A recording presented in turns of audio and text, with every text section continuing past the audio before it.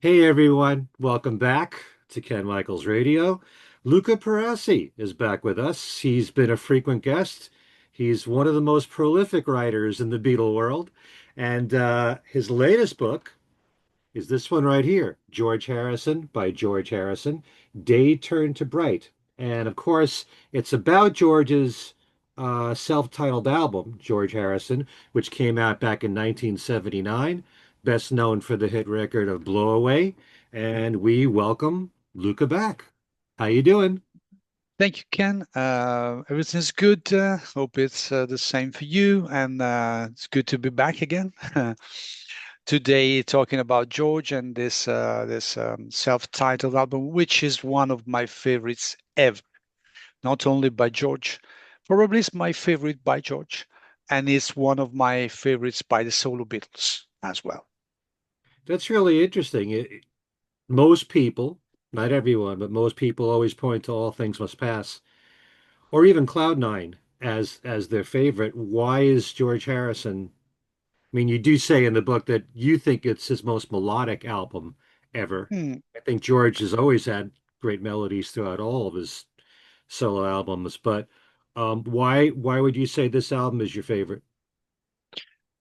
Because of of this. I mean, it's very melodic. Hmm. Yes, George is a master when it comes to melody, and in this album shows particularly. So I like the fact that it's essentially acoustic. We can say it's mellow, and I like the tone of the songs. Seems a very happy sounding album. Uh, Obviously, I love All Things Must Pass, which is one of the milestones of rock and pop Hmm. music. So I'm not saying necessarily that George Harrison is superior as an album, but I like it more. I mean, it flows very well, so it's perfect for a spring, summer day when you want to listen to some really nice, breezy kind of Hmm. music, and that's a reason why. I mean, and the second thing is that we have to carefully consider that George started the 70s with All Things Must Pass, triple album, monumental album, incredible songs, and ended the decade with George Harrison. So I think it's quite an accomplishment to start a decade and ending the same decade with two albums like that in terms of quality. So I was very interested in giving some attention to this album. All Things Must Pass has got other uh, other books that are talking about the recordings. There has been a couple of reissues already. George Harrison seems not that investigated, so I thought, well, there's Russ Titelman who accepted to be interviewed for this book, and I thought it was very interesting to have him on board and offering this to the all Beatles fans and community, let me say. So that's it.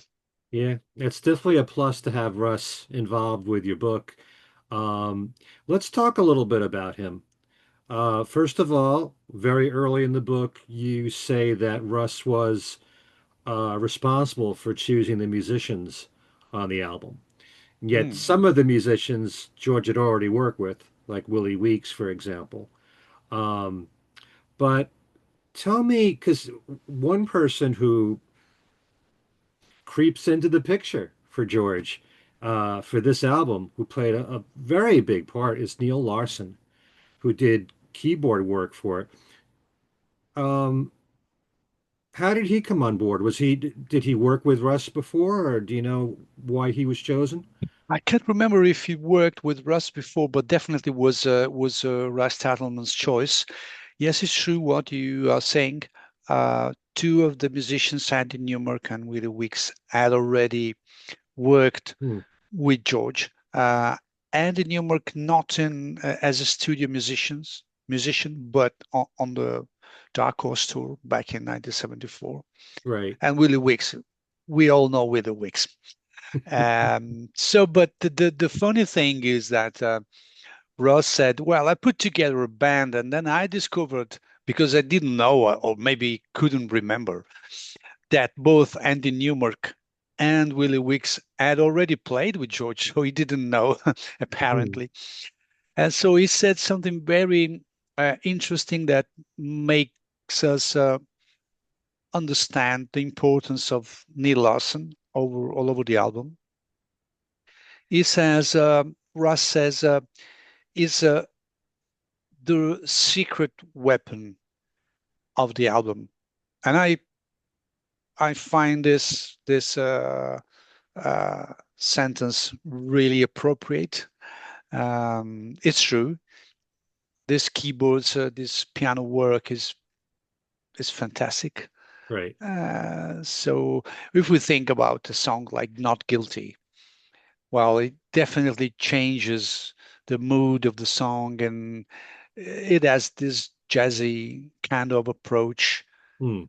Uh, so yeah, definitely is a fundamental player on the album. I love so much his contribution on the album. Now, I know at some point in the book it says that Russ Titelman thought that maybe the reason why George chose him as co-producer, actually, he had a choice of three producers at Warner Brothers, but the fact that he was a big Ry Cooder fan, Russ was. Do you think that's the reason why George chose him? That's one of the reasons. When you choose a producer, uh, there are always at least two main reasons. One is, as in this case, some common ground in the musical tastes, let us say. Hmm. The other thing is the personal kind of communication you establish with this person. So it's a human connection. So if you don't have this human connection, then it makes it harder to work on an album for months and months. You got to express yourself with your music. So if you choose a co-producer, you better like him also as a human being, as a Hmm. person. You better like him, like his company. And that's what happened. So there are two reasons. I can tell you that I have tried to interview Ry Cooder for this book just to have an input from him because I knew that George was a big fan of him.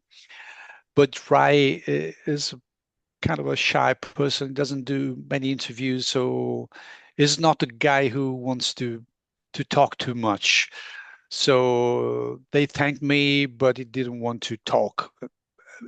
I think it's very difficult to find interviews by Ray Cooder. Mm. Anyway, yes, Ray Cooder was a big influence on Georgia's playing, and so that played a role in Georgia's choice of Russ Titelman.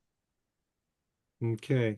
Can you differentiate? Um, I know that George said that there was a quote from him in the book that he didn't think of himself as a producer. He's good at putting bits together. Those were Mm. his words. But and that also explains why when Cloud Nine, when he was going to work on Cloud Nine, he wanted to find a producer like Jeff Lynne for him. But how do you differentiate what Tom Scott did in 33 and a third to what Russ Titelman did for the George Harrison album? Because wasn't Tom a co-producer? I don't think Tom was a co-producer. He was given some credit for I don't know special assistance and stuff. So I think it had to do something with the more the arrangement side, the horns and stuff. If we if you consider the kind of music, the style of music of 33 and one third, Hmm. which is very funky. I love this album. I mean, Oh I yeah. love this album. And so Tom had lent a hand definitely on those arrangements. Um, with Russ, it's a different kind of collaboration. The main thing is that if the songs are good, like they are in the George Harrison album, then obviously this makes your work easier because if you have timeless melodies and the material is so good, then all you got to do is really put together a band.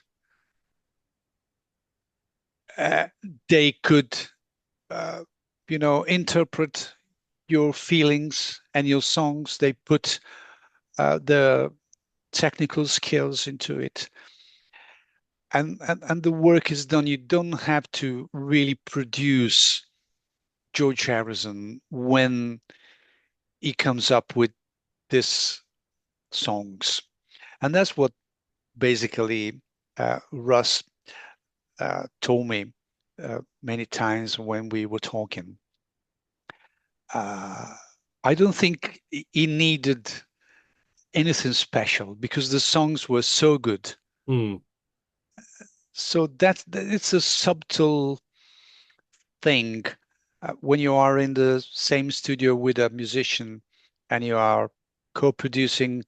Maybe it's just a matter of uh, polishing things or smoothing some other things or avoiding uh, that you have I don't know too many similar songs on an album or given the album a certain sound, making certain choices, but you have already the material that makes you understand that the work is going to be a pleasure and it's going to be good once it's out. And these songs are fantastic to me from Right. start to finish.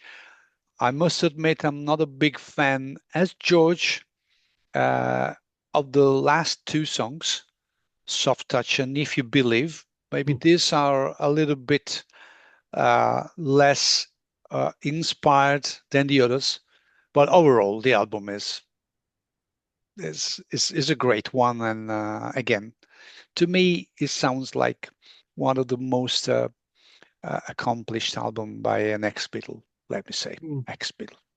Well, I always say, almost like a mantra, that the song is more important than the production.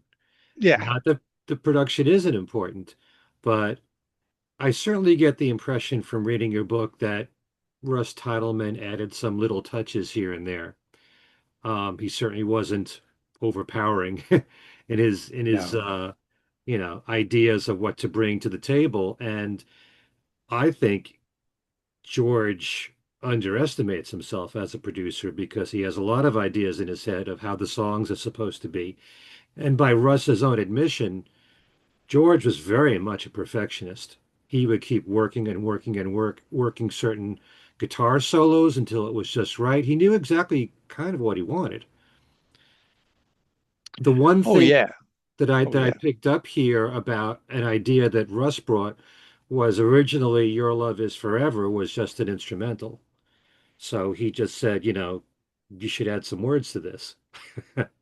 Yeah, that's the role of a producer. I mean, you know that you got a great melody and you can push the artist and say, let's you have to add some lyrics. You have to come up with a vocal part for this because it's so good. Or it could be a contribution in purely instrumental terms. He suggested Gail Levin's harp. Right. Um, so this kind of things are very important, and they can make us understand the role of Russ Titelman. But it was first in acknowledging that George didn't need him. Hmm. So I mean, it's a mutual kind of thing. I mean, on the one side, George is a great producer, was a great producer. Hmm. Russ is a great producer, was a great producer. So you put two producers together like them, and you got as a result George Harrison, you know. And the other thing that Russ pointed to me, which is very important to understand, is that basically what the album shows is Harrison himself. I mean, the the common ground is George, and that's simple as that, you know. So I think it's very pure quality of these melodies, of his guitar solos. Arrangements are simple, light, not overpowering. Hmm. So that's a secret for making a great album. You know, you got the nice songs, you add the right touches here and there. It seems simple. It's not simple, but because you could be tempted to do much more. And a producer is a great producer when he knows what a song really needs and what a song that doesn't need. It's not so simple to understand this kind of things when you're presented with music. Because when music is good, you always you always think, "Ah, okay, let's add this and that. Let's have a string section. Let's have Hmm. this." It doesn't work. Each song it's like it's like each song is different, and it's like uh, a day. Today the sun shines, and so you are in a specific mood. Tomorrow it rains, and then I mean you wear Yeah. something different, and you wear something different also as a human being, because maybe you're in a different mood. That doesn't mean you're in a bad mood because it's raining. Maybe you're in a good mood, but it's raining and it's a different mood. And that's the Hmm. same with songs. Yeah. Everything's complex when you get down to it. There are times when you appreciate an artist more when they do their own production, but then how can you argue that Phil Spector didn't bring a lot to All Things Must Pass to make it the classic that it was, or Sure. that Jeff Lynne was such an advantage to working with George on Cloud Nine and the Traveling Wilburys, and so and every fan out there has different tastes anyway. Sometimes I like to say that because we're living in this world now where people appreciate stripped down music, not that much production, hearing demos, hearing just George or just John or just Paul on acoustic guitar and nothing else. There's something magical about that. There's a special quality in that. And I think a lot of people love the George Harrison album for that reason. But Mm. a lot of it is, I believe, because of George's state of mind at the time when he made this album. But before we get into that, one thing I wasn't totally aware of, and this is early in your book, is that this is around the time of 33 and a third, because you do spend quite a bit of time in the book talking about everything leading up to this Hmm. album, including an entire chapter on George's love for car racing as well. Yeah. Um, but George had actually planned a brief tour for Germany, Holland, London, France, and Japan. But because he had hepatitis, he had to put a halt to that. And then apparently an American tour after the new album, meaning I guess the George Harrison album, and he said, with a band like Paul has. Mm. So, Yeah. for Hmm. someone who was so used to hearing he didn't really like touring, he had a bad reaction to the 74 tour. He didn't like the press that he got for the 74 tour. And yet, this soon after, well, the 33 and a third period and George Harrison, he was definitely considering that. He was considering that. I well remember this remark by George in a promotional interview for 33. And the interviewer asked George, how you feeling? And he just replies, I feel sensational, which I always think about this sentence, this short sentence, as being so simple and so inspiring. So once you can say in your life, I feel sensational, physically or mentally, Hmm. whatever it is, it must be a combination of both. It has to be a combination of both. And so that led George to think about doing something um, live. Uh, we also have to remember that he did a special appearance with Paul Simon Right. at the end of 1976. So it, that means he was in the mood for doing something live. Then uh, saying, I would love to go out with a band and doing it are two very different things because the thinking about doing some music with other people was the main leverage for him. And then he always liked to record his albums with a small band. So what they did when they were recording Mm. both 33 and one third and George Harrison was basically playing in the same room live. And then he dedicated lots of hours to crafting his guitar parts and stuff. But these albums are played live in the studio. So what that's what they did. And what George liked was to be in a band. Uh, there was a couple of um, remarks by him at the time of the Dark Horse tour, and he was a different personality compared to Paul. Mm. Paul is the center of attention constantly, and he knows how to deal with.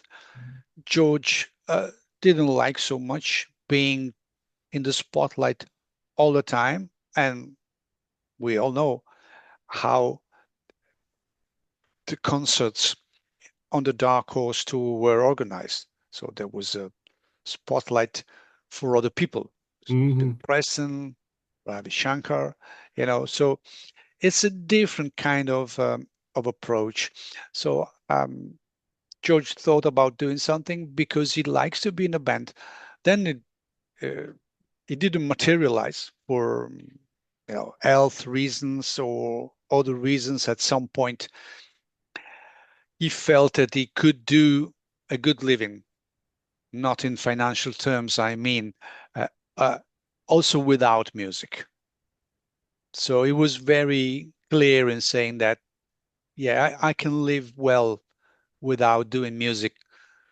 I I do music if I enjoy myself, but the day I feel there's too much pressure or I have to do an Mm. album, then it's not anymore something I would love to do.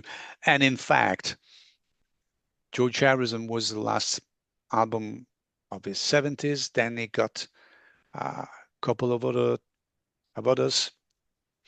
Then it was Cloud9. So he really did not that much over uh, the 80s because he understood that his place was somewhere else. Hmm. No, there's a quote here I'm trying to find where, and I know that we'll get to it here. He just places what's most important in his life. And but he mentions music as part of it. Hmm. And I must find it here, and I'm sure I will. But it's you definitely get that idea from reading your book about George at this time in his life wasn't concerned about chasing the hits or caring about what was trendy.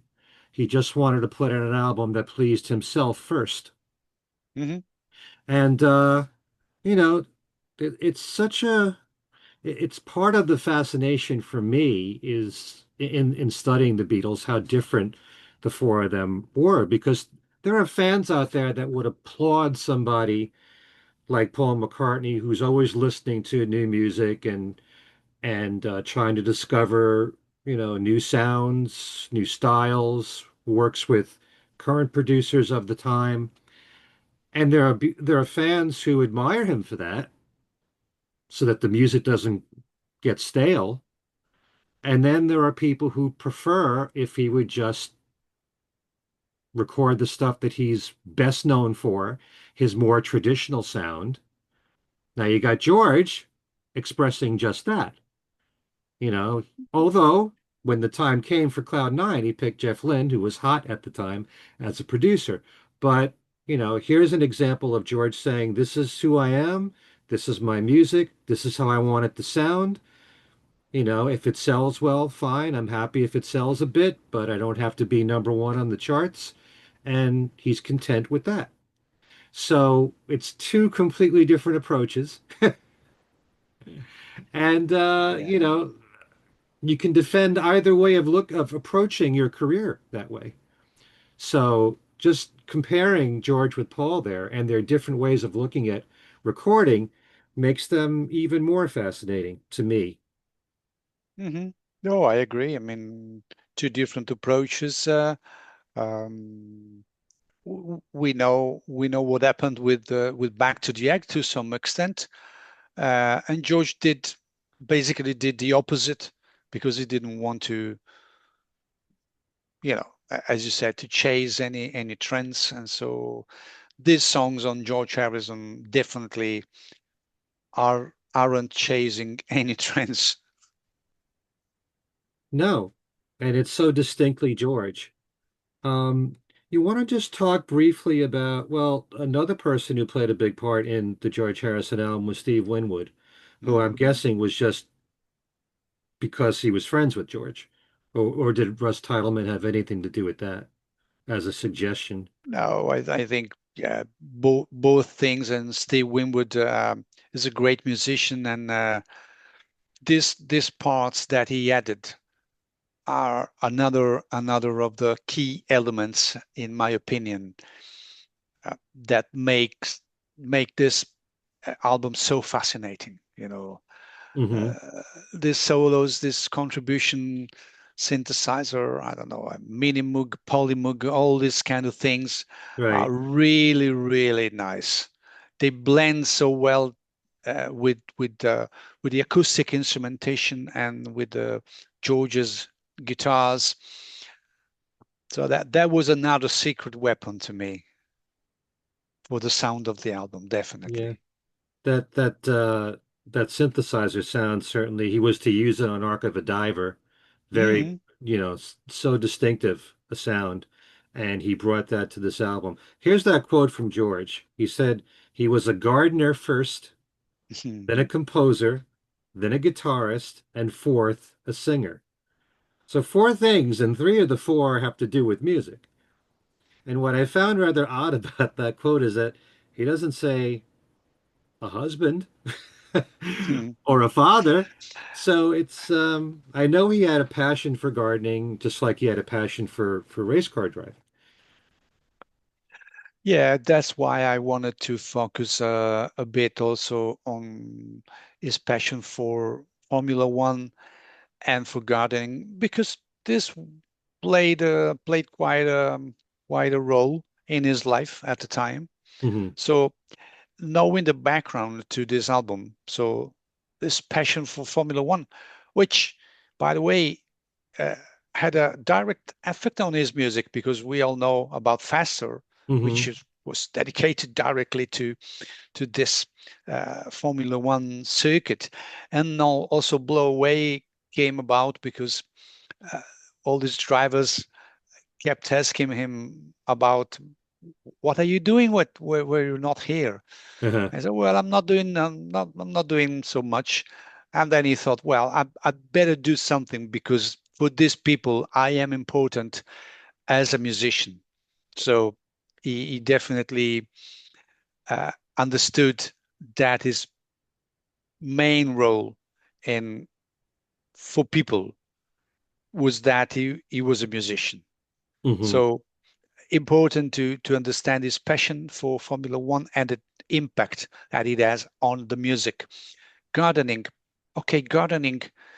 Uh, we can see it gardening at completely uh, detached from music. I don't think it is. It helps you relax. It helps you organizing your things in the garden. Mm. You see many colors, and all these things uh, go into your music as well. You know, so it helps the flows of your thinking and stuff. And so again, as you pointed out, he said, I'm a gardener, I'm a musician, blah blah. And so music was always there. He didn't at the time he didn't forget about music. He just took a break and and that was it. I mean, it's also good to take a break sometime, and then Hmm. you come back to what you love or what you are doing best with, with a fresh approach, a fresh mind, and this is very important to understand when we are talking about this album. I could have not done anything about this album without having a chapter for Formula One, without having a chapter for gardening. Very important things. I think uh, these two things also helped George come into terms with the Beatles to some extent. We know what happened in the aftermath of the Dark Horse tour or during the Dark Horse tour, Hmm. for the covers that he did for the Beatles material. And then when people were asking about the Beatles, okay, he was kind of pissed off at times. So time passed and he could definitely look back at the Beatles in a different way. He was more relaxed about it. Uh, the fact that he retrieved uh, not guilty is Hmm. is proof. There's another song we all know that is called "Here Comes the Moon," so the Uh-huh. title gets back to "Here Comes the Sun." So that shows that shows a different approach to the Beatles era, definitely.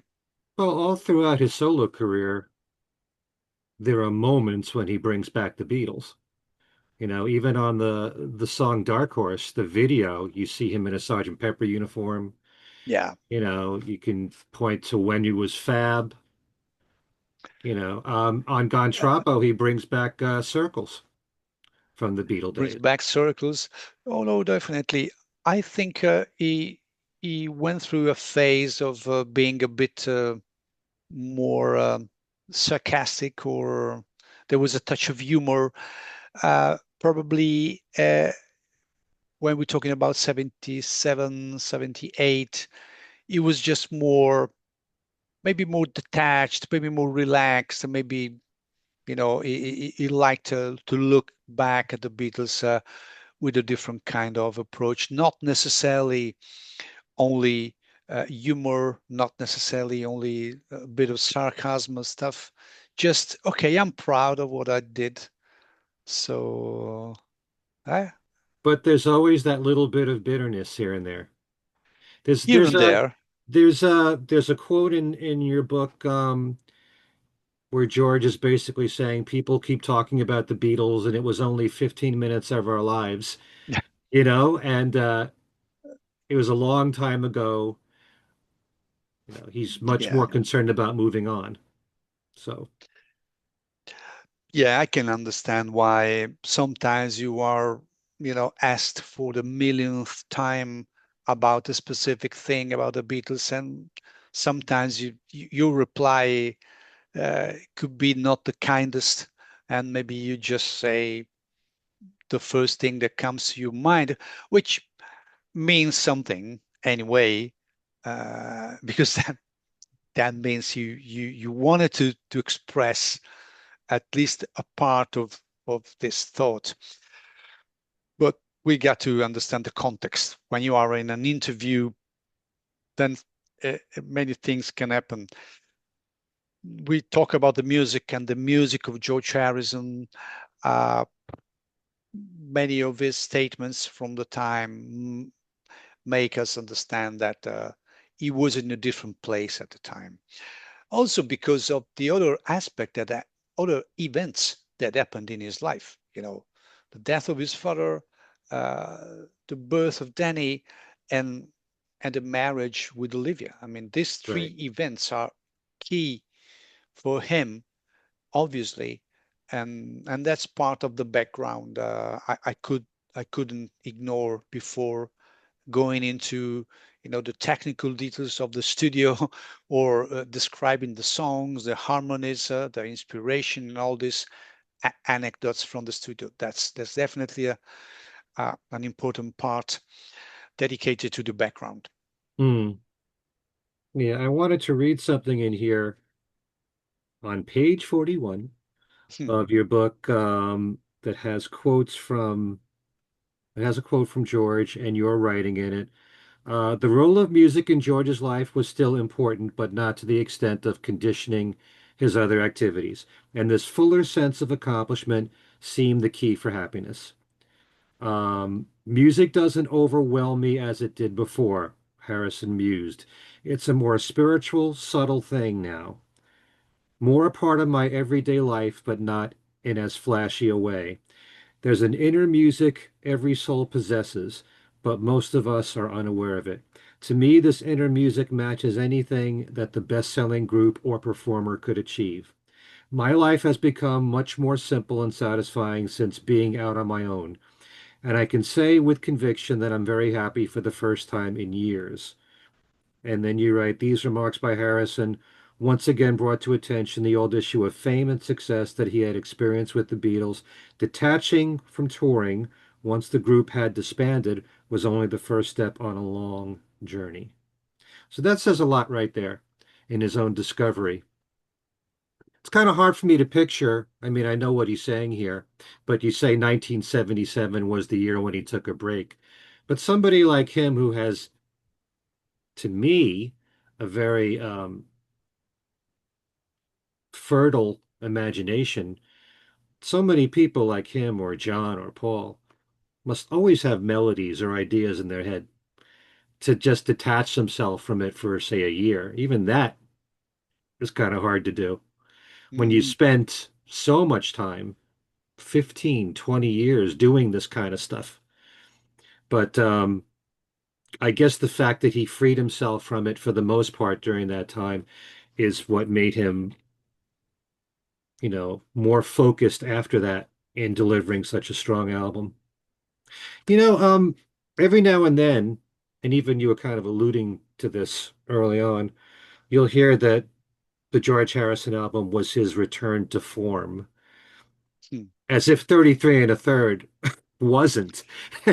You know, I don't like this label which many journalists or newspapers like to use because it's kind of a formula. It's very formulaic. Return to form has been yeah, said to death for Paul right. McCartney. Oh, okay, yeah. Yeah, but the Please that go on. quote there from George is just very powerful. Yeah. So, let's talk about some of the songs on here. Yeah. You do say, well, Dark Sweet Lady, which is one of my favorites, that the acoustic guitar that George is playing is the same one that he played for And I Love Her. Hmm. Yeah, I did a bit of investigation. There's a nice, I think it's nice. I mean, I like it, and that's what I bring up in my books. There's a section dedicated to the instrumentation and the Friar Park studio.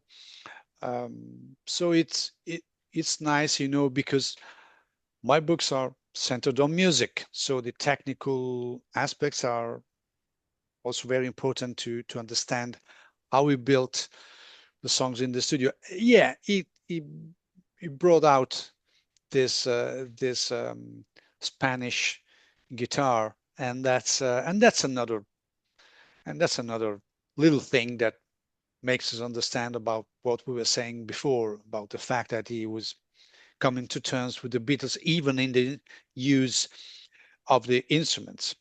That's a little thing, and great song, great melody again, right choice of the instrument. Definitely. There's a nice story about this guitar that I have reported in the book. Obviously, I won't disclose it here, uh, so the readers could discover themselves. But there's quite a nice story about the background of his Ramirez guitar. That's very Hmm. nice. I It's discovered it also, myself. I mean, that's another aspect that I like to point out. When I write books, I discover myself these things. It's not something I know already. So it's pointless. If I knew everything before writing a book, then it's pointless for me and for anyone. Even if I knew everything before and just decide to bring all these things together and make a book. To me, it would be really useless. I mean, I've learned so much writing this book. I learned from the interview I did with Russ. I learned from research and stuff. So that's the pleasure of writing and oh, researching. absolutely. To me, if I learn one new thing in a book, it's worth my while. I have to learn something that I haven't heard before. You know, you were talking about George spending some time with Paul and listening to Back to the Egg. You know, I Yeah, didn't even know he had said to Paul that he really liked Baby's Request. Because I need to know feedback that the Beatles gave each other because there's so little out there that we do know, other than with George liking I'm Carrying from London Town, or that would be something, you know. You hear it so was much about, very yeah, good.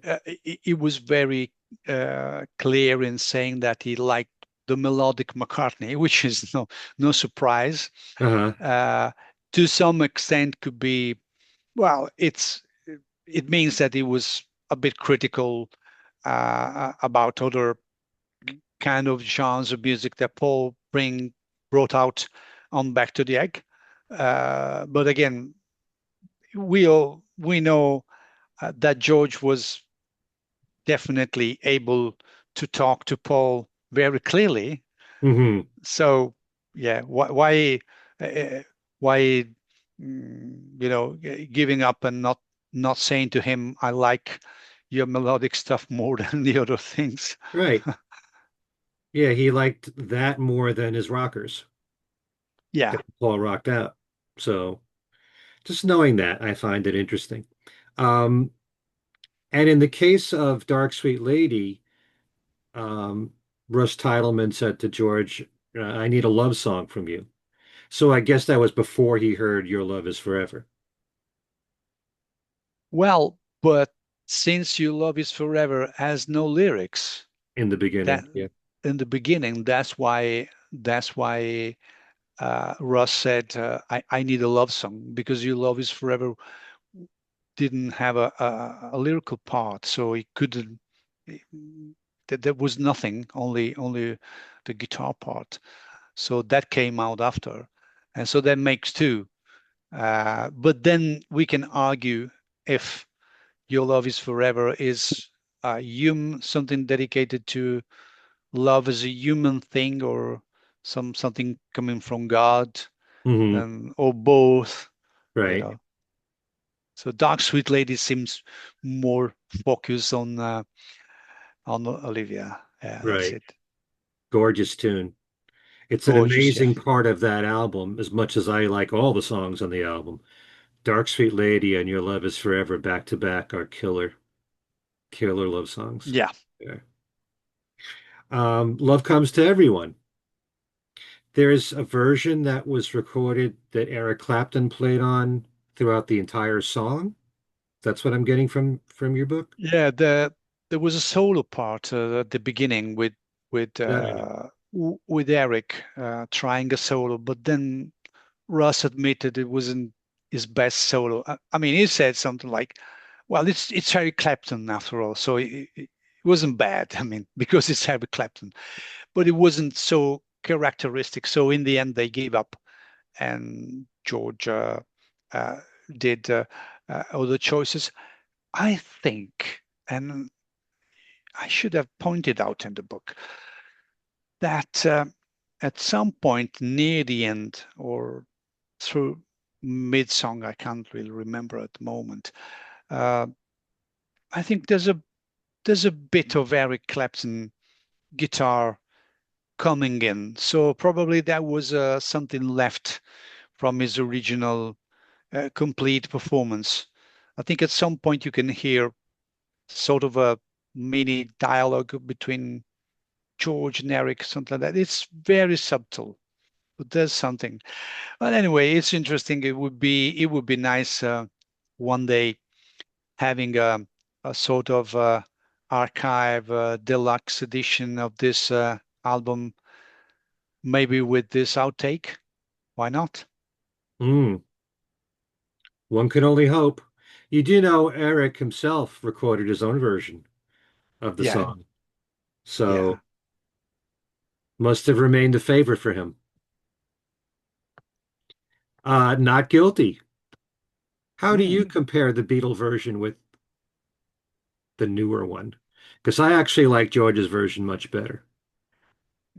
Uh, Me too.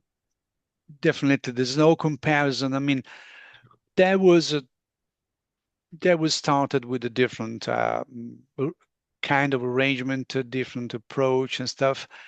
I think they nailed it for George Harrison, and the definitive version, no matter about the Beatles version, I love Not Guilty as a jazzy thing, Hmm. so acoustic thing. To tell you the truth, I never uh, came to terms, let me say, with the Beatles version, with the harpsichord and stuff. Is a little bit heavy, which could be a nice alternative arrangement. But to me, the real one is a George Harrison version. I love this version. Yeah. Well, for me, the Beatle version, it's way too repetitive with that guitar lick. It's used way Yeah, too much. You know, it's more restrained on the George Harrison version, and it does yeah. fit that jazz arrangement. Definitely. That was, I guess, George's idea. Do you know if Russ had anything to do with it? He had a new demo for this song, so he he presented the demo, an acoustic demo, to Russ. So that wasn't just oh, I got this old recording of the Beatles, so I'd like you to do it. So he had a new demo, a new acoustic demo. So he said, I like the melody. George was very fond of the melody, and Hmm. so they tried them together with the band, and it's perfect, I think. But he was also worried about the lyrics sounding dated. Yeah, but in the end, he was so fond of the melody, and that's always my approach and with music, which is very heavily influenced by Paul. Melody first, then okay, lyrics are an important part of music, obviously, because music is, you know, a song is music and lyrics. Uh, in the case of Paul, they both come together at the same time, most of the cases. So yeah, lyrics could be not the best, but the melody, once the melody is good, you find yourself uh, humming the melody and the lyrics. Hmm. If the tune is not good, then you cannot hum lyrics without a good tune. Well, that's my philosophy too. I'd rather have a song with the great melody and average lyrics than a song with great lyrics and no melody. You know? But and in the case of the Beatles, you've got three of the greatest melodic writers of all time. Yeah. And Ringo ain't so bad himself. You want to just talk a little bit about Andy Newmark? Because there's a really nice quote from him in the book. He said, "When I worked for George, I always thought of Jim Keltner. And when I worked for John, I always thought of Ringo." It's kind of interesting. I know that when I've spoken to Denny Seiwell, even though he has his own style, he was kind of he's thinking about what Ringo might do for the songs that he drummed for Paul. So Mm. how do you how do you differentiate between a Jim Keltner? Jim Keltner loved Ringo's drumming. Ringo loved Jim Keltner. Weren't they very similar? So I mean, Yeah. we, Well, I think that if I put myself in the shoes of these musicians and thinking about uh, what what should I do for this song, hmm uh, because I want to, you know, I want to be perfect. I want to add a part which is not which is not necessarily my style. It must be the style that the song requires. And because Ringo always served the song, then if you're a drummer, obviously Ringo is an inspiration to everything you do.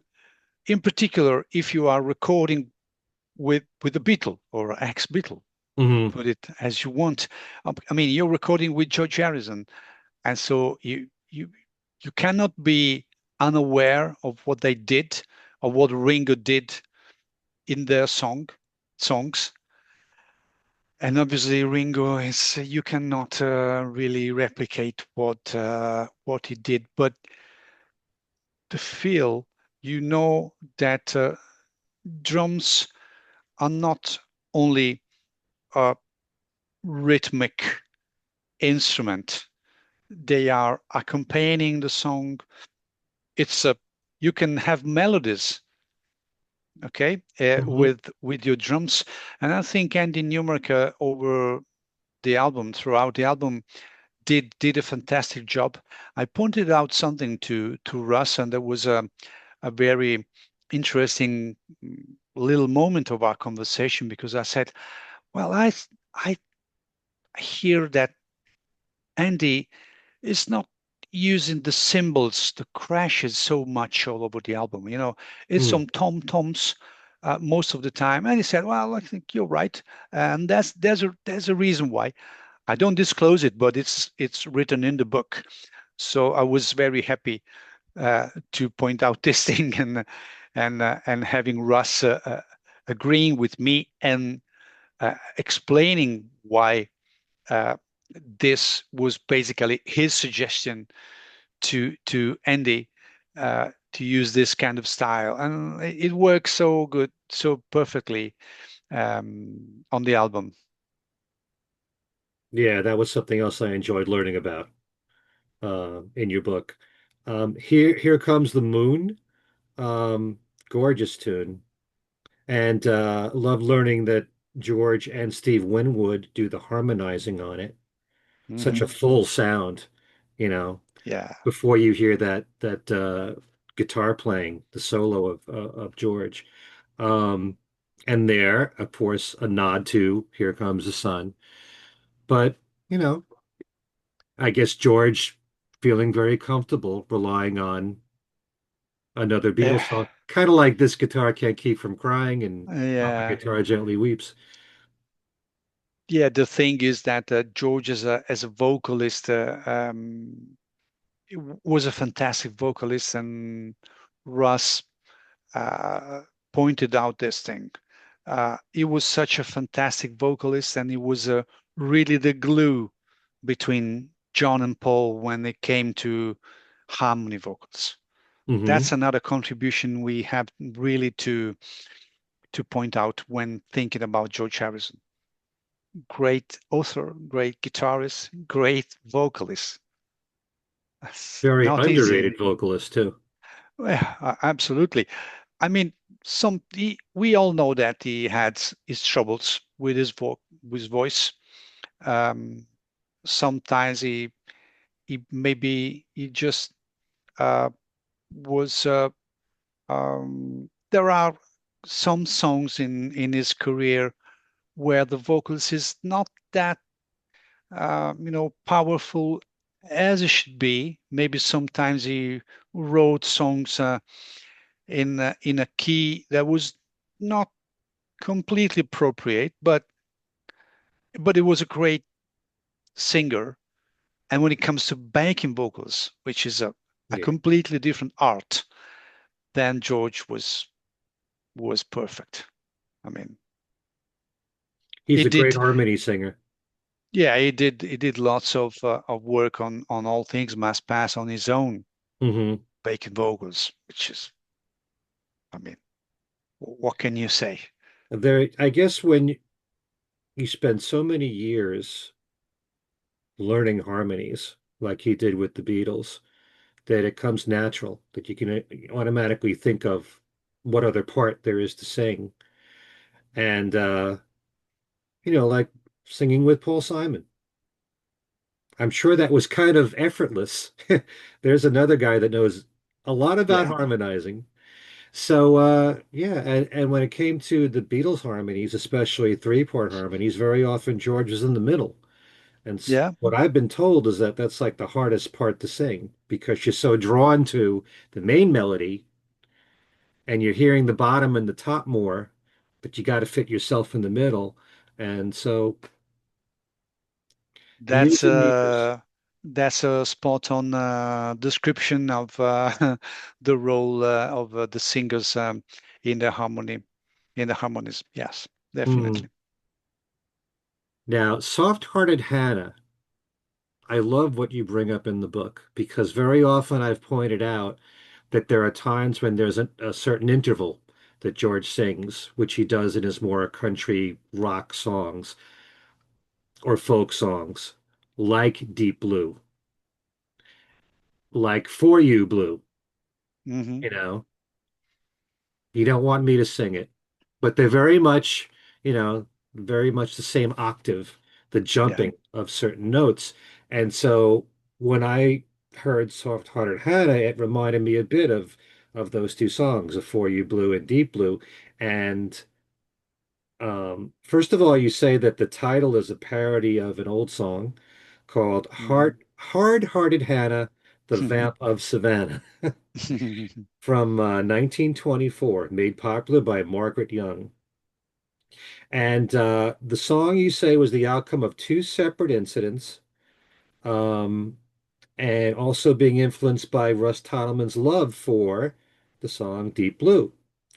The Yeah, similar chord changes in there. You want to discuss that a little further? yeah. Basically, they suggested, well, when George approached the producers, he said, "Well, what do you want from me?" Because he said, "Well, I'm a bit out of touch with the music business, so just give me some clues." And he joked about it, said, "Well, they didn't have a clue as well." Hmm. Anyway, someone suggested, I can't remember if it was Russ Titelman or Rod Templeman. One of the two suggested or said that Deep Blue was a very nice song, but then let's can you try something more upbeat even in your lyrics? And that's what basically what he did. But we all know why Deep Blue was so sad because that was linked to the Hmm. situation of his mother that was dying at the time. And I love this song. So Tata Hana is a nice diversion in the context of the book. Sorry, of the album. And yeah, I love this style that George uh, brings out sometimes. Is a passion for this old music, as Paul has. It's a different kind of style, a bit different from the from what Paul has in mind, but that's the same kind of roots. So it's a very nice song.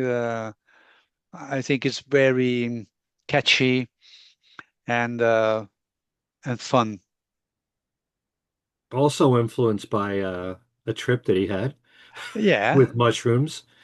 another nod to the Beatles, maybe. But he says something about it. He says that it was not it was not uh, having uh, acid trips or whatever since many years, and so he liked to do something similar uh, after 10 years or something. So he provided the right inspiration, it seems. Yeah. I forgot to mention with Here Comes the Moon, Hmm. Stevie Nicks apparently helped Hmm. write the song. I wish we knew what she contributed, but we've all seen a picture or two of George hanging out with Stevie Nicks in Hawaii. So Yeah. let's bug Stevie Yeah, Nicks so we can find out what she wrote. she helped with the lyrics, I think. Yeah, it's always I mean the same old thing that we were saying in the other episode about the songwriting collaborations of Paul McCartney. Who did what? Who contributed what? If this musical part of this kind of lyrics, it's always interesting to know, but this at the same time is very difficult to know because the process of songwriting then it's quite casual at times. So you get a notepad with lyrics, and someone said, "No, okay, this just change this, change that." So it's very difficult to say, "Okay, she added this or she suggested this." But anyway, it's a sort of a hidden uh, songwriting partnership. Hmm. Very nice to know, anyway. Yeah. All right. Um, so what are the reasons? Let's talk about soft touch because you weren't that impressed with soft touch. Um, and If You Believe, which is actually, I always thought If You Believe would have made a great second single. But No, you're right. You're right. As a single, it could work. Uh, Generally speaking, as a in the songwriting, maybe I like it less, but as a single, definitely it could have worked well. I very find it catchy. I find it maybe too similar in this intention or in the sonic mood to Faster just a bit, but it could have worked as a single. Yeah, And a great message, a very positive message of yeah. believing in yourself. So, yeah, and great guitar playing. Slide Oh guitar yeah. part on that is fantastic. And I kind of wish I knew how much Gary Wright contributed to that since they wrote that song They together. co-wrote it, yeah. Yeah. And so, Soft Touch, I do know that George did say that, the way that Run of the Mill ended with those descending notes, he used that as the repeated riff in the song Mm-hmm. there. Could have sworn he also said at one point that he got those notes because of the way that that was in the Peter and Gordon "Nobody I Know" song. That da, Mm, da, da, da, da, da, da. Yeah. yeah. Um, but was there a problem you had with soft touch? No, the fact is simple. I mean, the other songs are so great that I think at some point throughout the album, I feel there's a different uh, level of quality. It's not that I don't like it. I think it's inferior to songs like Love Comes to Everyone or Not Guilty or Mhm. Faster. These are my favorite Dark Sweet Lady, as you mentioned before. these songs are so good that at some point you say, okay, this is a little bit maybe not as good as the others, but that doesn't mean it's not a good song. It's just less. Uh, it's a bit. I mean, it's simple. It's a simple song, uh, but the melodies of the other songs and the arrangements of the other song to me are spot on, and that's my simple reason. I mean, and there's nothing bad in this song. Okay. I don't want to forget to mention Blow Away Oh yeah. because it's one of my favorite singles from George. George said he felt embarrassed by it because it was too simple. Yeah, I mean, I have also included some other songs from the era in the book, and Mm, the description of the demo of Blow Away, for example, and you can feel it's such an instant hit, mhm, and I can understand what George was saying, thinking it's too simple. But it's so catchy, man. I mean, that that is a that is a perfect that is a perfect single. That is a perfect single. I mean, it was 1979 and it climbed to number 16 in the US charts. Can right, you imagine, Ken, if this song came out in 1973? I mean, it would have been a number one. right. It would have been a number one. I could say that about a lot of songs from the solo careers of the Beatles. So much great stuff that Paul's done and Ringo's done. If it had been released when radio really played them, would have been big hits. But yeah, I love everything about that song. It's such a perfect song to hear in the spring. Well, the whole album is, Yeah, when the weather's getting warmer and you're feeling better about that. Um, yeah, definitely. Um, there's a quote here, which it's not going to surprise anybody based on everything that we've been saying about George's frame of mind at this time. But about this album, the George Harrison album, George said, I think this album is very pleasant. I went and asked the guys at Warner Brothers, you're so smart, tell them what's happening, because I really don't follow the charts and all that anymore. When it came down to it, they don't know any more than I do. But I think even without following trends and just writing your own songs, you still have as much chance as if you follow things closely. In fact, you probably have a better chance because you're less affected by superficial change. And he said that in Rolling Stone in April of 79. yeah. So, tells you exactly what he was thinking at that time. And I do sense, as you have, more of an appreciation for this album, as I have with a lot of George's solo stuff, I'm happy to say.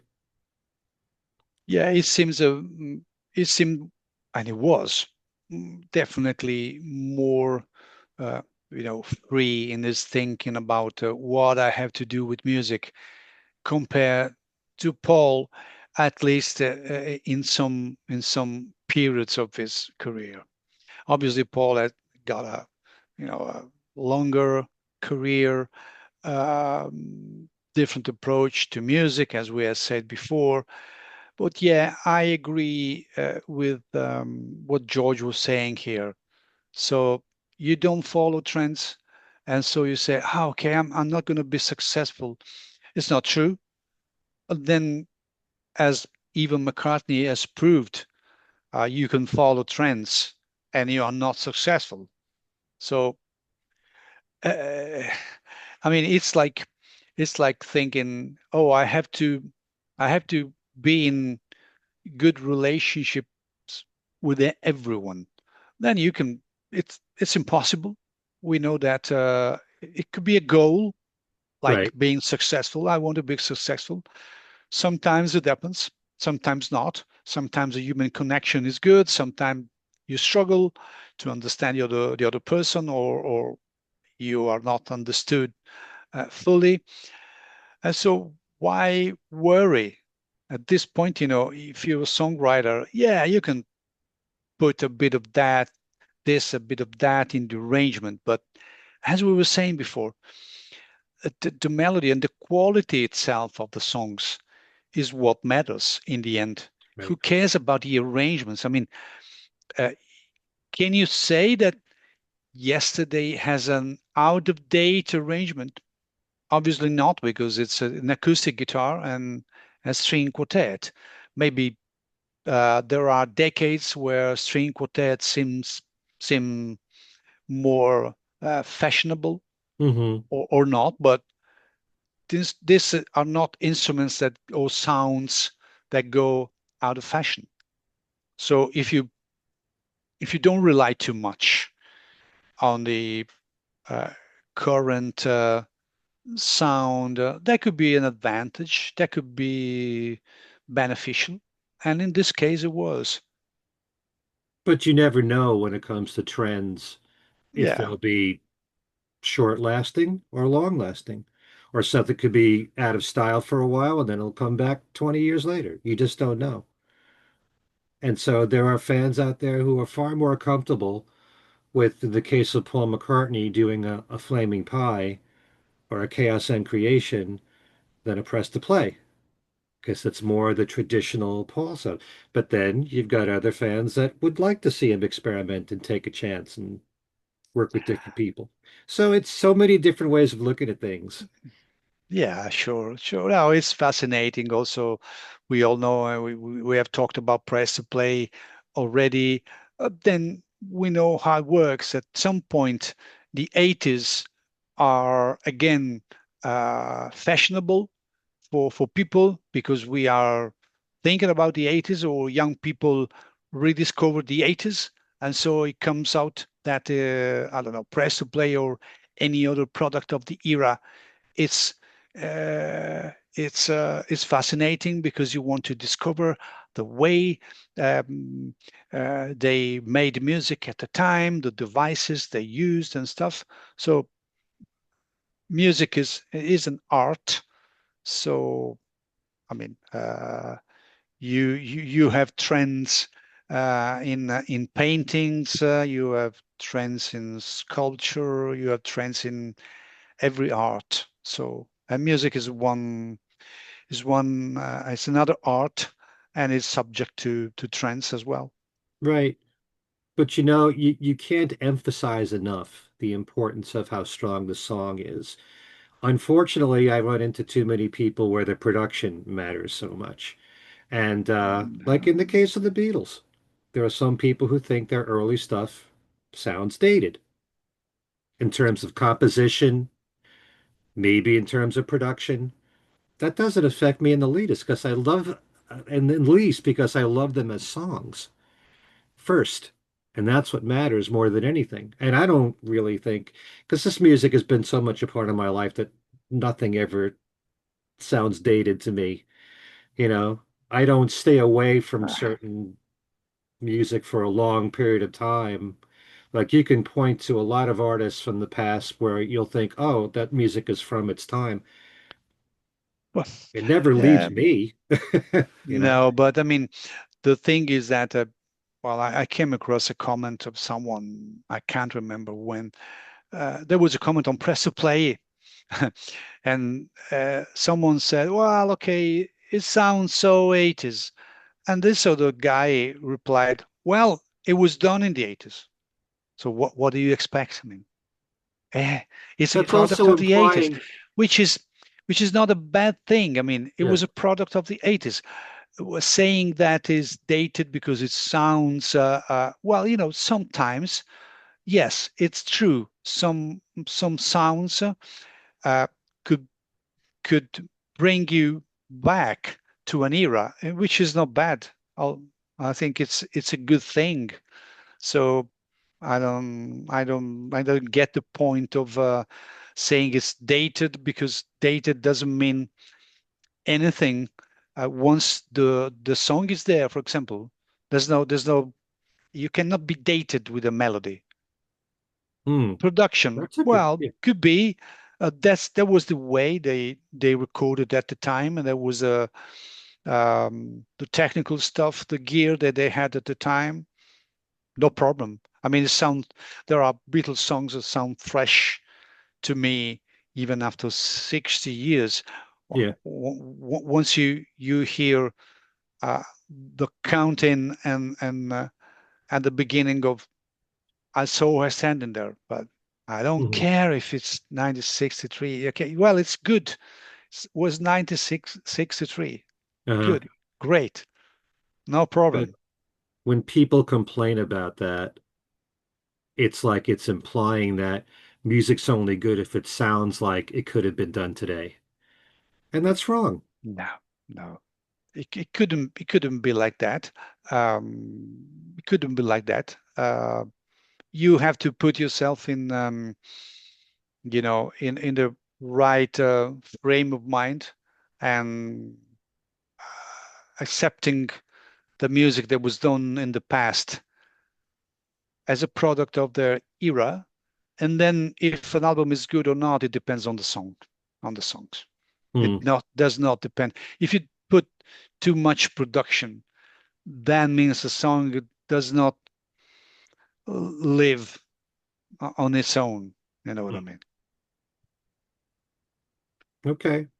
There are some people who might think Sergeant Pepper was overproduced. I don't, you know. Well, Hey, I'm just no, saying there's different opinions out there. There are people who would prefer a revolver over Sergeant Pepper because Sergeant Pepper's more layered. People like simpler production. It's more powerful that way.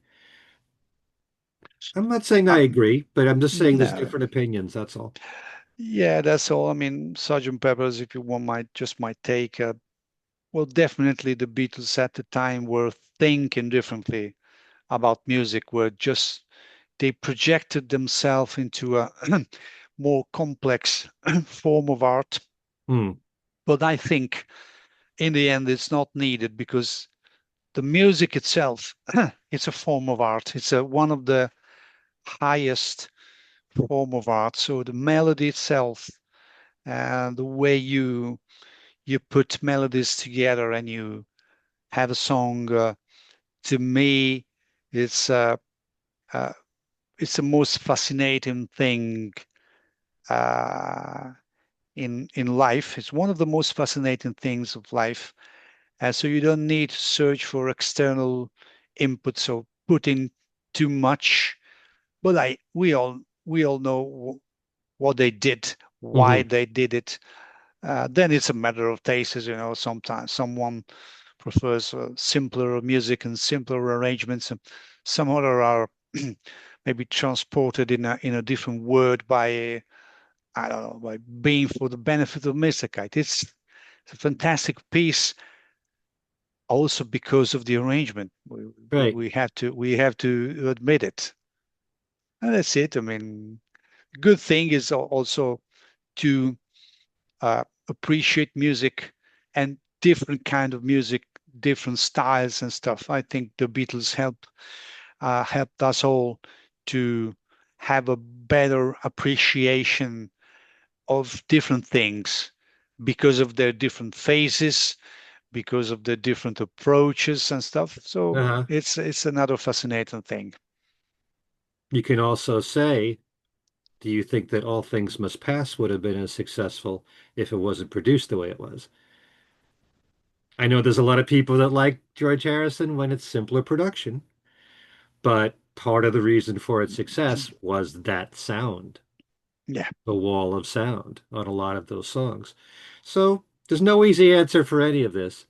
One last thing I just wanted to bring up was the front cover and the back cover of the album because there's a couple pages you devote to that.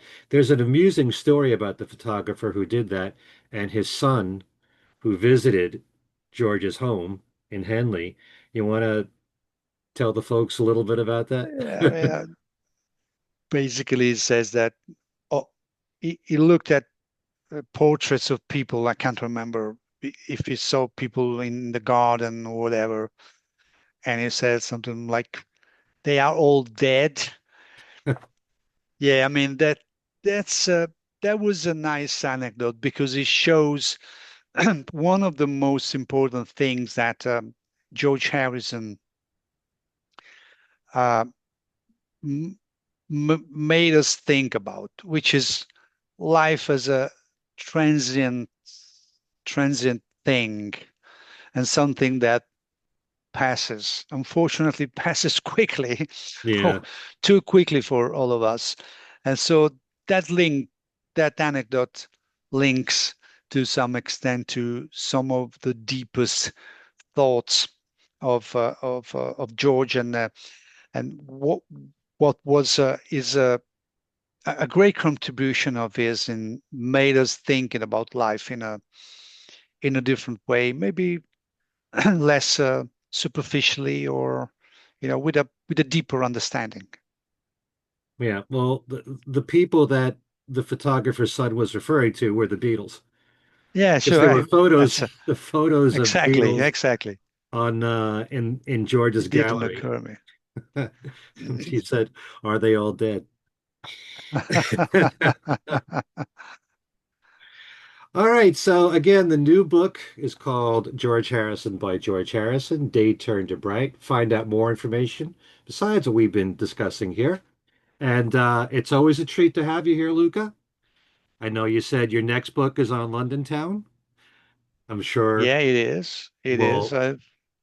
I think next month. I hope it will be out at the end of April Okay. because it's finished, but it's a matter of putting it together and having a layout, right layout, cover and stuff. But it's finished.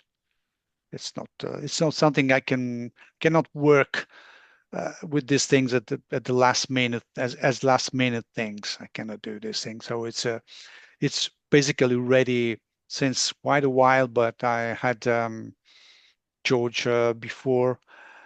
George was planned for the end of 2025, but then I was too much in a hurry, and so I said, "Oh, okay, let's go for February, which is kind of anniversary Yeah, why not? for the release of the album and stuff." So yeah, London Town. So we will get back together soon, Ken, to talk about it. You think you'll eventually have a book for every solo Beatle album? Now, every solo Beatle album, it would be not feasible, and I mean, these projects are quite tough to put together. I mean, I cannot tell you how much it needs to put together a book like this, but it, it needs work.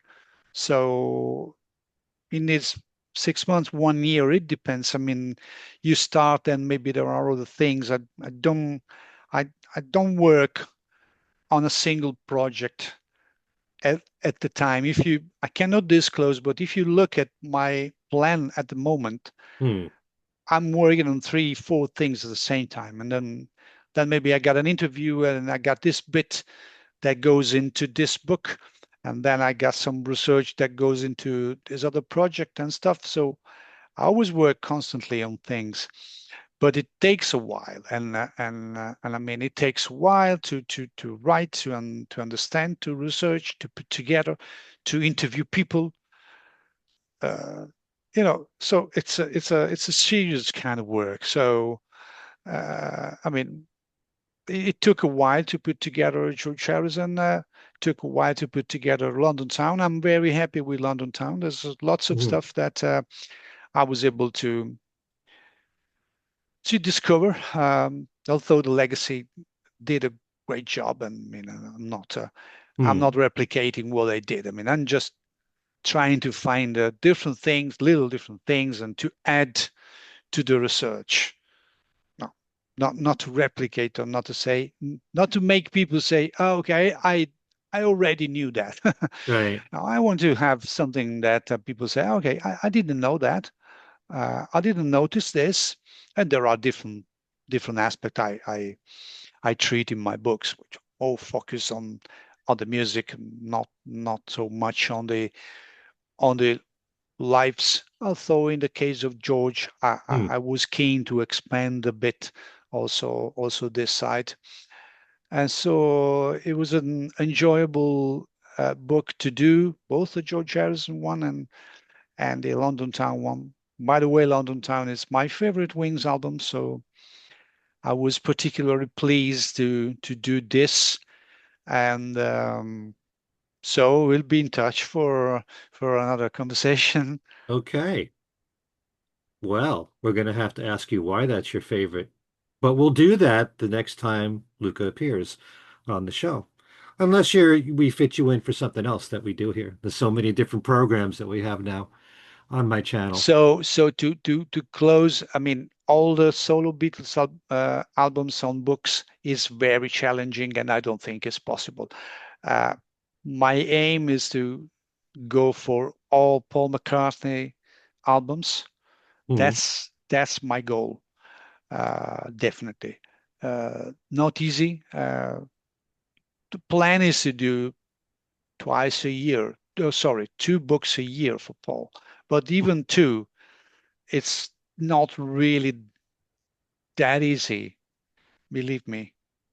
Two books in a year means roughly 6 months on one book. Right. But then there are the other things, and so yeah, if you, I cannot do more than two. So if you go for two in a year, that means then that 5 years are 10 albums, and we have for Paul kind of 20. So it takes a while to research Hmm. and to do things properly. So better do things the right way, taking the time and having out offering products that are uh, you know good in quality and people are happy with them. Okay. When it comes to Paul, are you also thinking about writing about his classical music too, or the Firemen, or sticking just to the Paul McCartney Wings and solo I, book? I have to figure out because classical music is a different, completely different field. Uh, I do not have the specific knowledge of classical music, Hmm. so that means deeper understanding of the way uh, these pieces are built. So now I want to focus on pop. Then we'll see about it. Fireman, it's it's a possibility. Um, it depends from the material you have at hand. Right. I don't want to rehash things. I mean, someone can say, okay, you get music is 80 years with all the songs, and now you got these books. Okay, these books expands the information, Right. expand information a lot. They are deep dives. They are really expanding the information. You can only have a fraction in a reference book. A reference book is just, okay, I want to know the basic facts about the song, some anecdotes. Then I go back to the interviews I've done with all of these people many years ago, and I Hmm. get 1 hour of interview, and then I get to extract two or three sentences and quotes for the Music is Ideas book. But Hmm. then you got lots of other information in there that are good for these deep dives. So that's the thing. So we will see. I mean, I got some more surprises and stuff, and so let's go to London Town next. And George was a very nice thing to do. So I'm very happy with it. Okay. Well, thanks for joining us again. Keep up all the great work. And Thank you, Ken. yeah, we'll have you Uh, on again real soon. Thank you very much, Ken. See you Okay. soon. And Bye. thanks to all of you for watching. See you next time.